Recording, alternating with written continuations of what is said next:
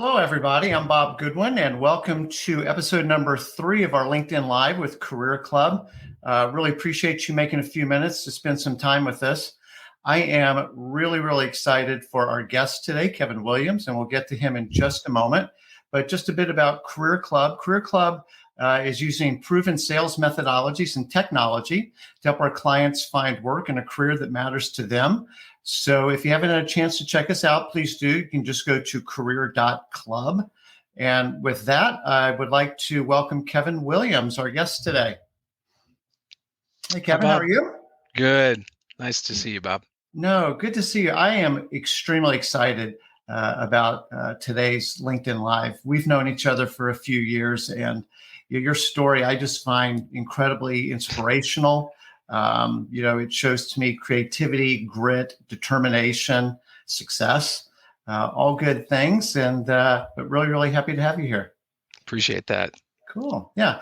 So what I thought we could do, first of all, and we've sort of started setting this up as a little bit of a tradition, is asking just some icebreaker questions so our guests can get to know you. And before I jump into that, just before I forget, because this is a live, there's a chat feature that's available. So we would love to hear, where you're calling in from or listening in from, and certainly happy to make this interactive. So if you've got questions, if you've got comments, please drop them in the chat. My able colleague, Heather, is in the background. She's the brains behind all of this, and it makes the magic happen. And so she'll help kind of keep an eye on some of the chat, as will I. So, but as I said, if you got any questions or comments, we'd love to hear from you guys. So with that, Kevin, let's dive into what we call Rock's Fab 5 in honor of our friend Rock Robinson. And just 5 little quick questions to get to know you a little bit better. So first one is born and raised. Where are you from? Born and raised in Cincinnati, Ohio. So I've been a lot of people say you leave Cincinnati and you always come back. Well, I've never left. So awesome. Have you lived here your whole life? I have. I've lived here my whole life. Yep. Awesome. Cool. Well, we got here about 20 years ago, and that was a very good decision for us. Second one is around school. Where'd you go to school? Yeah. So, in Cincinnati, when you say school, you mean high school, right? So, no. So I went to UC for a little bit and then ended up at NKU, so Northern Kentucky University. And then I did my MBA at Asbury University. So, spent some time in Northern Kentucky doing some work there and really loved what both of those schools had to offer. Awesome. Very good. And then just a little bit about your family. Yeah, so I've got 3 kids. So married my best friend Katie. So we've been married for it'll be 20 years this year, or 2022 August will be 20 years. So we've got 3 kids. I've got twin 12-year-olds and I got an 8-year-old boy. So all 3 boys. Awesome, very good. And what are they into? So it's interesting. I've got, both the twins are into basketball, right? They love basketball. I've got one of the twins who loves skateboarding. So I'm trying to learn like all the lingo. So he's into skateboarding, and then my little guys into art, soccer. So they do we try to, I heard years ago from somebody that said, love them in their bent. Right. And so I'm just trying to kind of just, follow whatever bent they have. So it's like, they're into this. Let's dive into that and see how it goes. Awesome. I love that. You said that you're trying to learn the lingo. I thought at first you were saying you're trying to learn how to skateboard. And I'm like, well, you better have a good orthopedic surgeon or something. No, at 40, my body was like, keep in touch. I'm out. So I don't want to give that a shot. That's awesome. And then super quick, just a little bit of your career overview. I know we'll get into some of that, here in just a minute, but just kind of at a high level. Yeah, so I've had a pretty interesting career arc, as you know, Bob. I mean, I was out in banking early on in my career. I've done nonprofit, so I was a part of starting up a local nonprofit, and then have been in a lot of different industries. So have been at VP level. So I've done a lot of different things, a lot of different industries, and so it's been kind of an interest. As you know, it's been an interesting mortgages, real estate.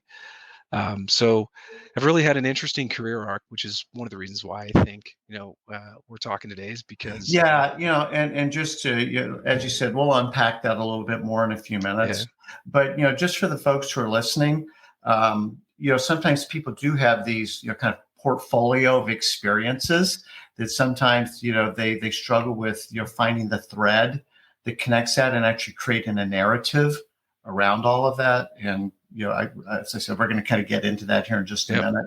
But just sort of a little bit of foreshadowing.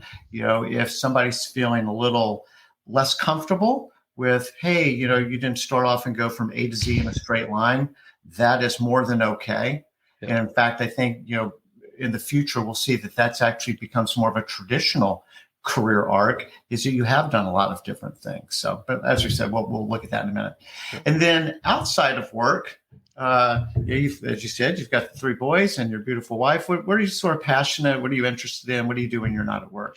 Well, I'm addicted to golf, so I do love Okay. I do love golf in every aspect. Sometimes I'll even just go sit at a golf course. So it's Golf pretty doesn't always love us back, though. Have you noticed No, that? it doesn't. But that's it's the one shot keeps you coming back. There you go. But for me, it's really my wife and I really are. We've worked with an organization called Young Life for years, so volunteering, and for me, it's really just passion around, really helping with the social and economic mobility within our city, and really, working in that space. So a lot of different interests, but really around that space. But my kids keep me busy, so I spend a lot of time with them. As a parent of 4, I'm pretty empathetic to they take up a lot of time, and sometimes with golf, as time consuming as it is, sitting at the golf course for a minute is about all you can do. So yep, that's it. Awesome. Well, very good. So that was great. Thank you. So let's go ahead and kind of unpack some of the how you got to where you are. The theme here is landing your dream job. Yep. And I've just been so impressed with how you pulled that off. And I don't think that your story is unique. I think there are things that people can draw from it, contextualize in their own experience, and go have a similar kind of success that you've been able to have, if they can sort of pick up on some of the principles and the activities that you did. So, maybe let's sort of start the tape at, where were you before your current role, which is your dream job, and kind of how did you get into saying, what, I think I'm ready for something new. I think I'm ready to make a fairly significant pivot. Yeah, so it's a great question. So I think I have to start back a little bit before my last job. So I ended up, as I said, I was part of a nonprofit. I'd done some consulting after that, and really kind of found myself in a place where I was kind of moving into these different roles where, it was a need, or I'd connect with someone and they say, hey, they need something over here. And so my last job, I was working at a small local company here, a great company, family owned, and really was working on their sales side of the organization. And then moved into the operations side of their business because they had a need there. And being an expert generalist, right? I'm always willing to take a challenge. And so, but I was in that, and I realized that, though it was great, I loved the company, it really, for me, wasn't checking some key value boxes that I had, and some key career boxes that I had. And so, and there were some things that I was getting involved with in that organization that I was really excited about, one of them being softwares, and just seeing that space and understanding that space a little bit more. And so that was really it. It was kind of I was unsettled, is the way I would like to say. I was like, I had a good job, I felt like I was in a good place, but I was really unsettled, and really wanted to find something that could really kind of check some of the personal value boxes that I had. So a couple things that just sort of occur to me as you're saying that, and I did walk with you through a lot of that journey, so it's fun to hear the story again. But that word unsettled, that's really, and that's one of the things that I want the folks who are watching today or watch this on replay later, is kind of the emotional space that we find ourselves in. So much of job search stuff is around people who are in between jobs, and if unemployment's about 5%, with college graduates, it's actually a little bit less, particularly in a red hot labor market like we're in right now.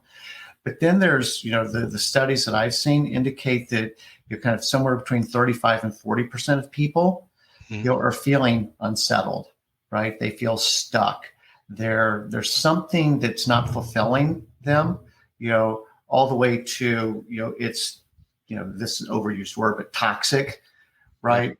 And, what I call Sunday night sucks. It's just like, I'm not interested in going to, it's just draining me.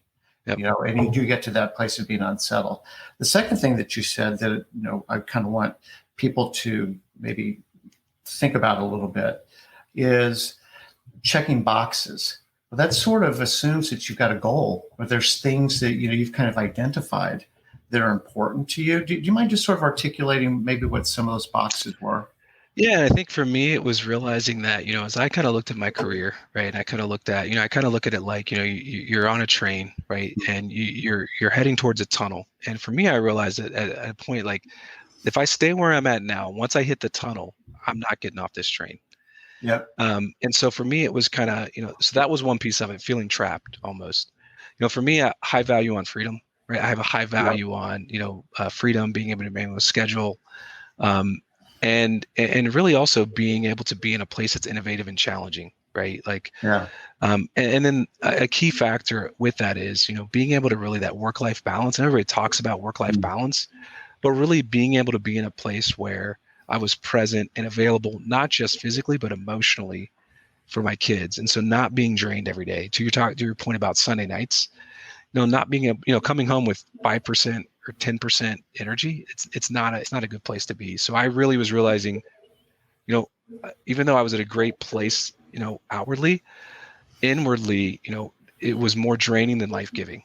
Yeah. And I think that's one of the things that, people have sort of evaluate or taken stock of during the pandemic. One is, well, we got to be home more, so rather than, traveling so much and things like that, it's like, well, wait a minute, I actually like it when my kid comes home from school. I actually like being home for dinner.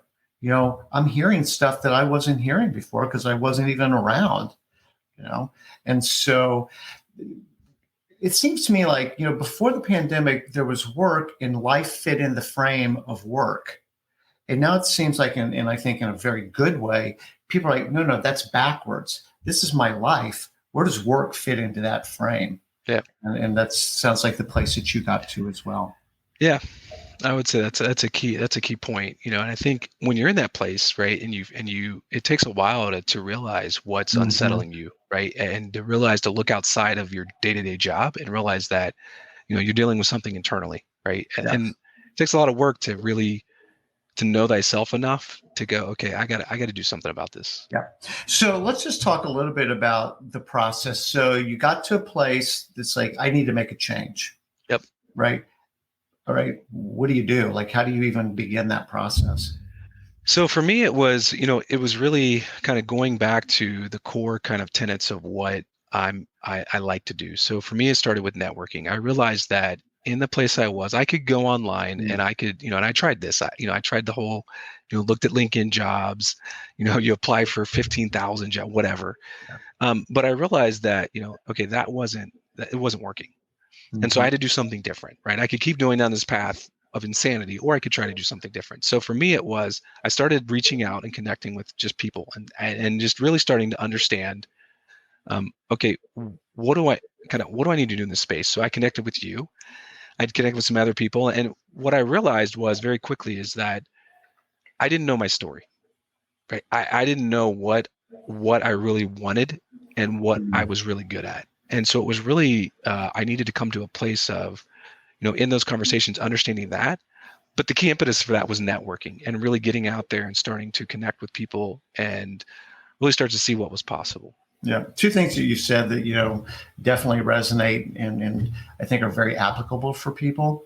One is, hey, I took stock of what I'm good at, right? That's a big area to really understand. And for you, one of those things was networking, which is a huge asset in a job search, obviously. But then the second piece is around the clarity, like, and being able to like figure out what does it look like, right?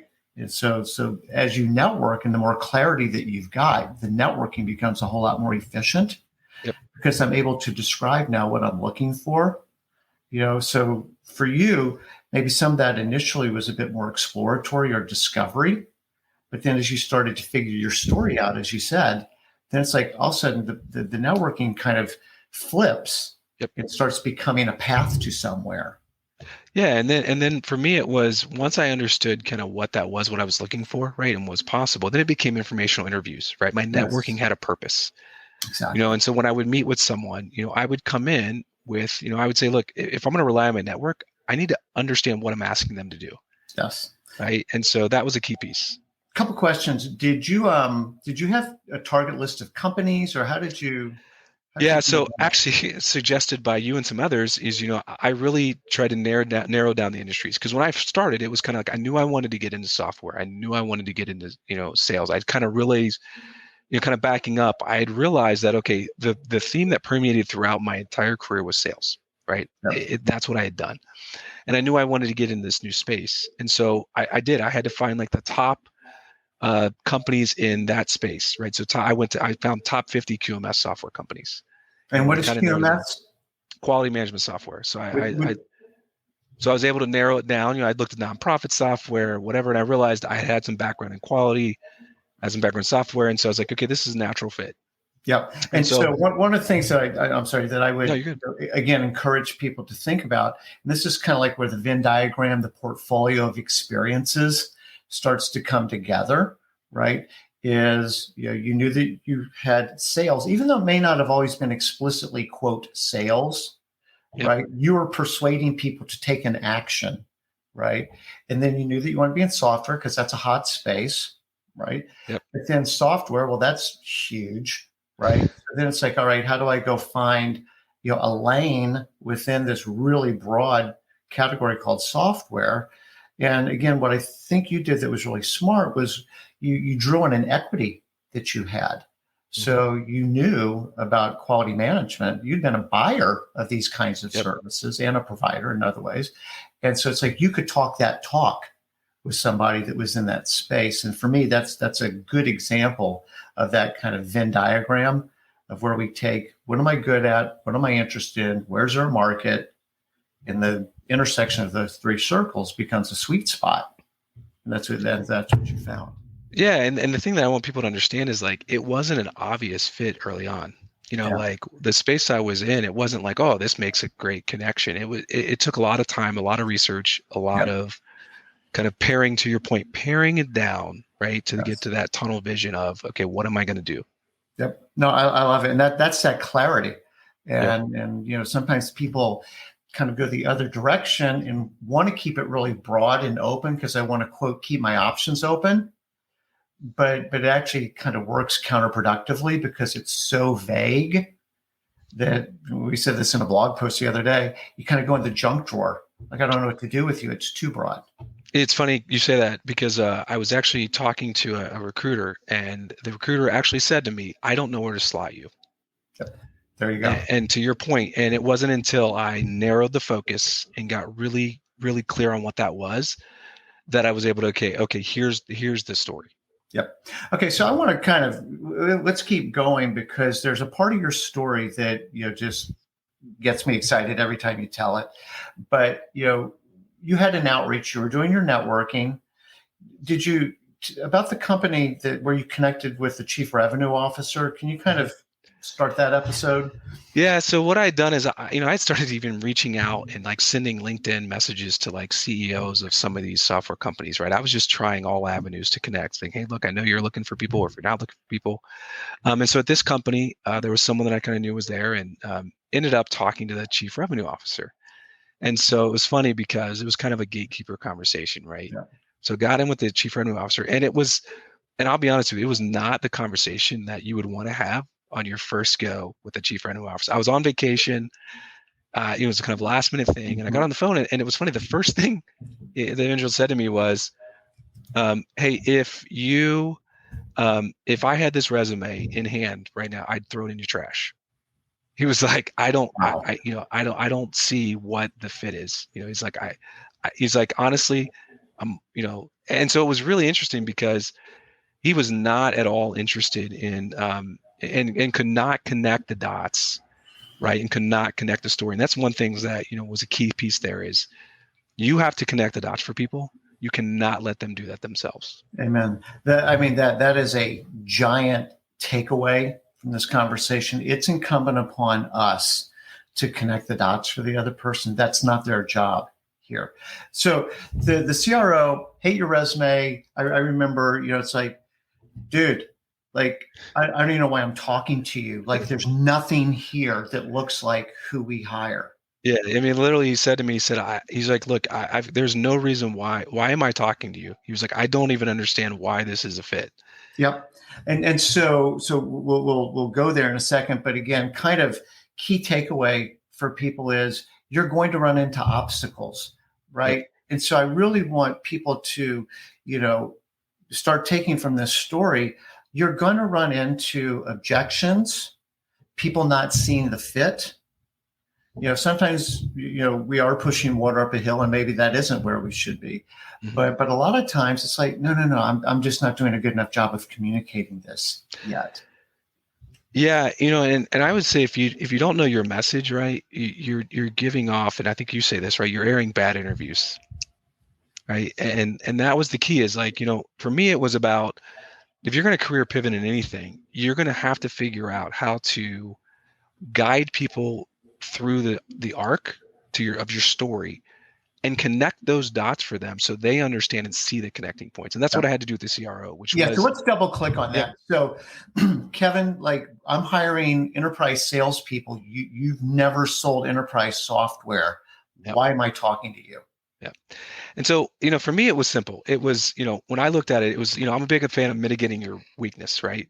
Hitting it head on. And so I drew that out first thing. I said, look, I understand this is what you're thinking.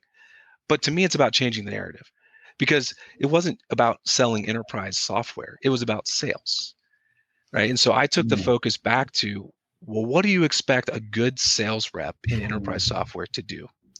What are the key core tenets of that job, right? And so then I was able to talk about, look, it's sales hygiene. And then I was able to connect the dots between everything I've done and say, look, you're getting someone who's an expert generalist, who's a salesperson, who's been able to do this and have success in multiple different industries. And then really help him see that you're not looking for enterprise sales software. You're looking for a seasoned sales executive. Yep. And do you recall like what some of the things that he felt were like the key attributes of their most successful enterprise software folks? Yeah, and it was funny because it all came back to right the core things that we already know. It was someone who had the ability to go in and challenge the customer, right? To challenge your sales, right? Being able to go in and really challenge the customer and all that. It was someone who really, and this is at a base level, someone who understood how to qualify leads right up front, knew how to qualify accounts. Someone who had good, as I call it, right, sales hygiene, good follow up, right? Was good connecting with their internal team, right? We have an entire suite of team, that I work with, and someone who can really connect and quarterback that team. And those were kind of some of the core things that he was looking for. And so when we dove into it, I was able to kind of get the sheen away from, look, this isn't about software. This is about sales. And I've done X, Y, and Z. And I think you just said those are the things that you need your people to do, right? Yeah. And then also change the narrative in this is like, and then I pushed, I even pushed a little further and was even talking about like, look, here's what I see. Here's what I'm hearing you say. And here's why, my skill set is going to be a huge asset and benefit to what you're trying to get. Yeah. So let's look at a couple of the comments that we've got working here. So Grace, I don't know if you were able to see what I put in there, but the 3 points of like that Venn diagram. What am I good at? What am I interested in, or what do I care about? I'll stop short of what am I passionate about. And then who's hiring, right? So, where's the market for something like this? What am I good at? What do I care about? Who does that and is in position to hire me for that? So that's sort of the 3 circles of the Venn diagram.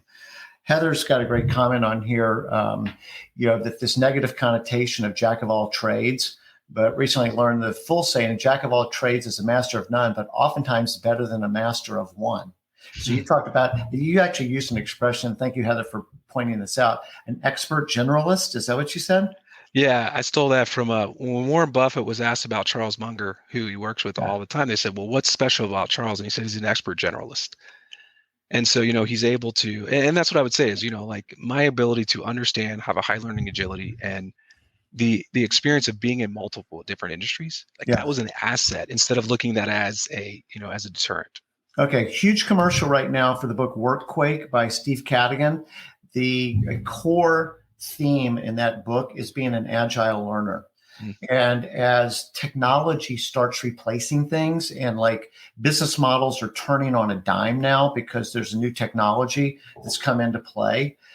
One of the key assets that employees bring to their employers is the ability to be adaptable and to be a quick learner. So I appreciate you mentioning that, because that's really important. And I can, if you don't mind for a second, I can jump on that. Is one of the things that I did also is I had some interviews with other software companies before I got to the CRO, and and I had failed at multiple different points. But one thing I did was I took all those failures and I turned them into a success in this regard. Is in those interviews, I was learning and listening and asking questions and finding out what's the lingo, what are the things that they really are important about in an industry. Yeah.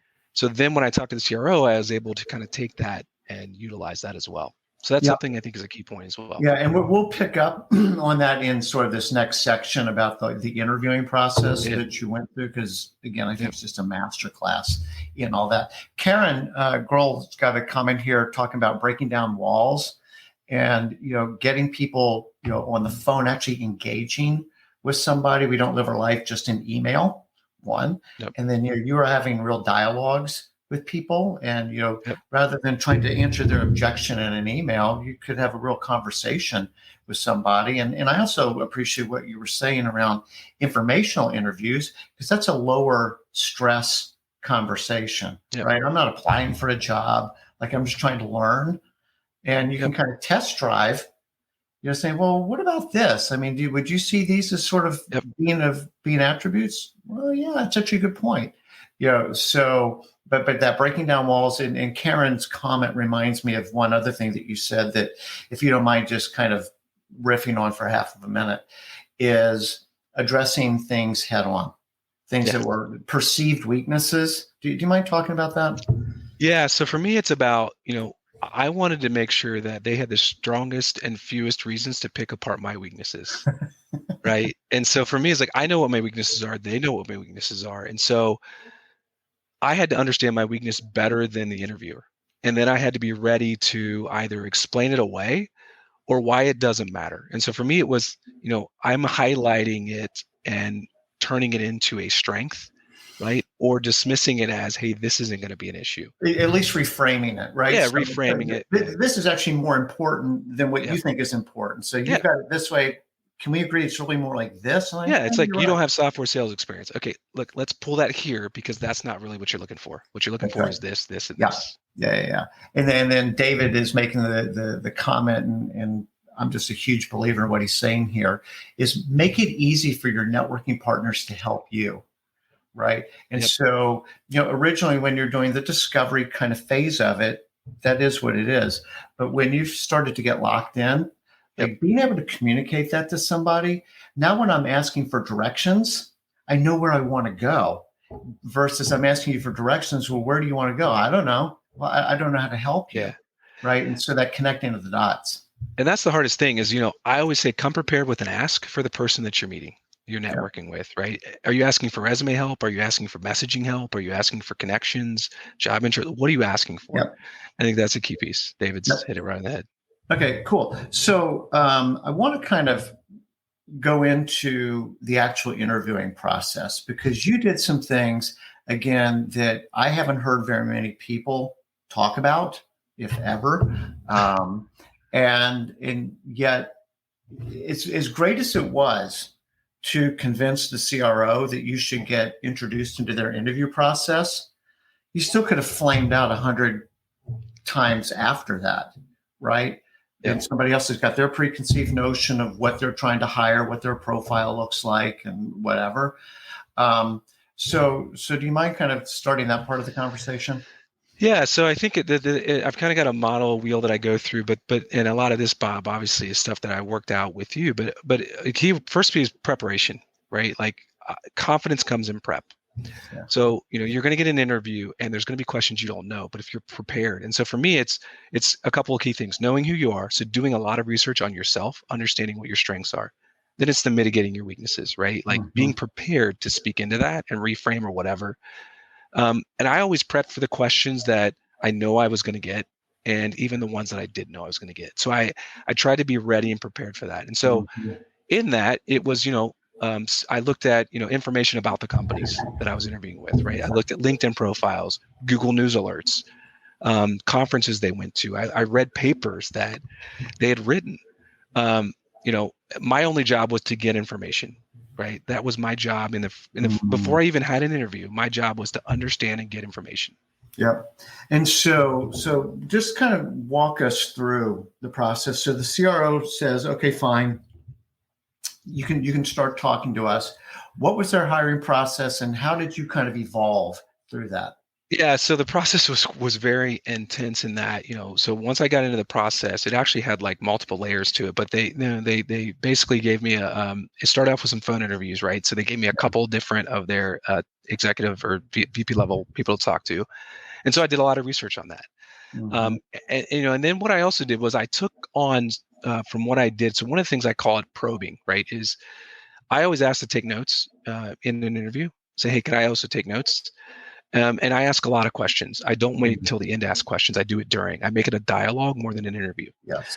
And in that, I'm trying to listen. I'm listening for acronyms. I'm listening for reused words. I'm listening for what's important to this interviewer, right, while I'm being interviewed.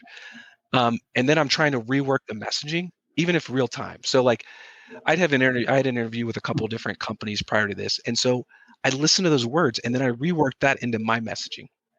Right. Yep. So, and I did that with each time, right? Each interviewer.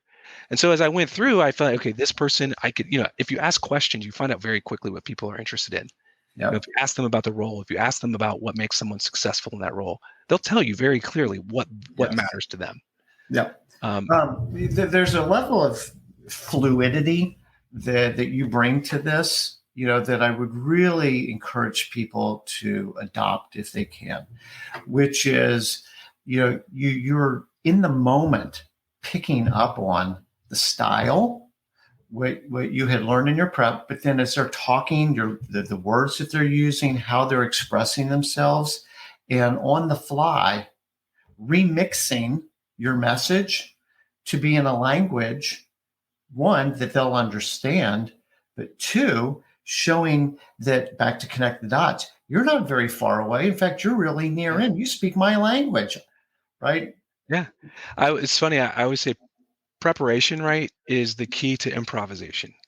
So like if you're prepared. Oh my gosh. Right? Write that one down. That's the key to improvisation. And I learned that in speaking, right? People will always be like, oh, you're great winging it. I was like, I never wing it.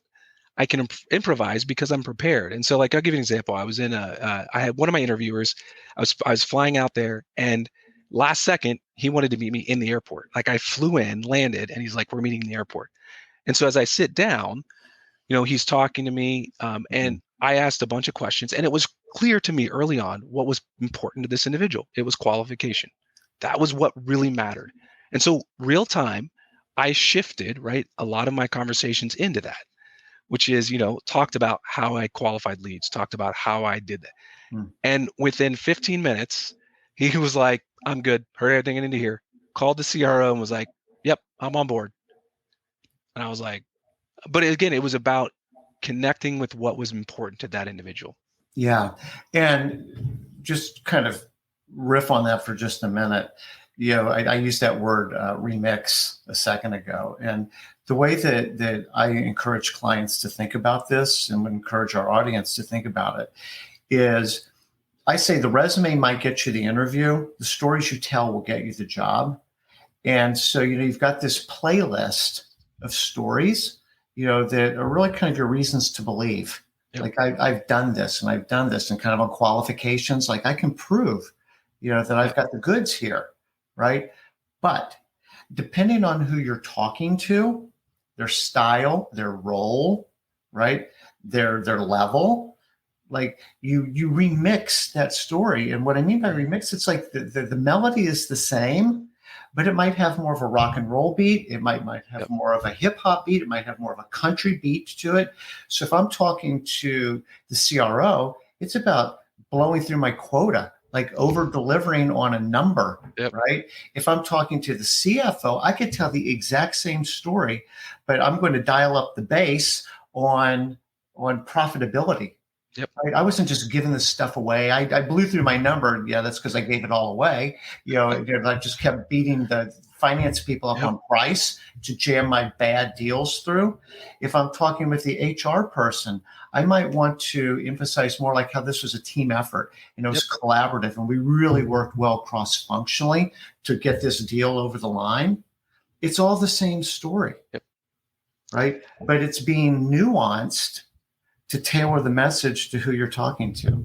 Exactly. I remember talking to the head of marketing, and to your point, right? What mattered to him as an interviewer was not if I hit my quota every time. It was how do I interact and what do I see the role of sales and marketing together as? So exactly. And I would say this: trust your preparation. Like if you're prepared, right? Convictions bring clarity. I think you say this all the time. Convictions bring clarity. Clarity brings confidence, and confidence is contagious. Yeah. And I think that was something that was key to that, right? It's all in that. So yeah, because I spoke in front of a sales team yesterday, very impromptu, by the way, but I was prepared. And what was interesting, it was all these principles hold true in sales, because what you were selling in the moment. Yep. You want to talk about behavioral interviewing for a salesperson, everything that you're talking about with the preparation that brings confidence, that allows them to trust you, basically, right? And to believe, because hiring is a risky business by its very nature, right? And as you're showing, hey, I look like what you want, you're just dialing down the risk, dialing up the confidence and the belief that you're going to be a great fit here. So do you mind, because there's kind of a little cherry on top, I think, with, their kind of consensus hiring process. Do you mind just touching on that for a second and how you did through that? With the what? Well, I remember the story where they all kind of compare notes. Yeah. So it's funny because, and one thing I'll add to before what I said is what I always do after my interviews, no matter how many I have and how short of a time in between, is I do a post-interview process review with myself.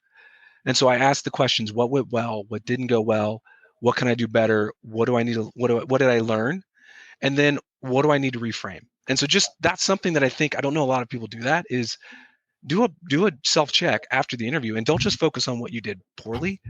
Start off with what did you do well, and then what do you need to reframe? So it's funny though, because I went through all these interviews, and they flew me in a couple of times, right? I probably went through more interviews than anybody should have.